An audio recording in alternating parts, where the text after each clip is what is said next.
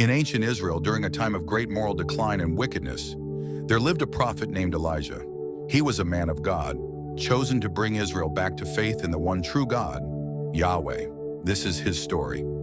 The kingdom of Israel was ruled by King Ahab and his wife, Queen Jezebel, who had led the people into the worship of Baal, a false god.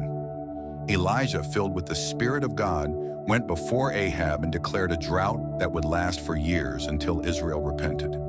After his confrontation with Ahab, Elijah was led by God to a hidden brook called Cherith. There he was fed by ravens and drank from the water. God protected him from the wrath of Ahab and Jezebel during the years of drought.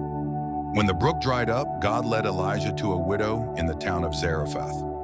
The widow, though poor, welcomed Elijah into her home. She only had enough flour and oil for one last meal, but Elijah, in faith, told her to make a small loaf of bread for him first. Miraculously, her flour and oil never ran out for the entire duration of the drought. One day, the widow's son fell ill and died. Overcome with grief, she turned to Elijah, who prayed to God for the boy's life. God answered Elijah's prayer, and the boy was brought back to life, a powerful testament to God's power. Years later, Elijah challenged the prophets of Baal to a contest on Mount Carmel. They would each build an altar, and the God who answered by fire would prove to be the true God. The prophets of Baal called on their God all day, but nothing happened. Then Elijah prayed to God, and fire from heaven consumed his water-soaked altar, showing that Yahweh alone is the true God. After the contest, Elijah prayed for rain, and God sent a heavy storm to end the drought. The people of Israel were in awe and returned to worshiping Yahweh. Despite his victory, Elijah faced the wrath of Queen Jezebel, who sought to kill him.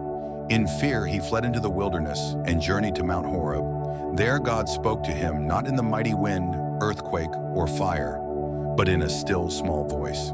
As Elijah grew older, God told him that his time was coming to an end. He was to anoint Elisha, a young man, to take over his prophetic ministry. Elijah found Elisha plowing the field and threw his cloak over him, symbolizing the transfer of the prophetic mantle. One day, as Elijah and Elisha walked together, a chariot of fire and horses of fire appeared from the heavens, and Elijah was taken up into the sky in a whirlwind. Elisha was left behind to carry on the work of the prophet.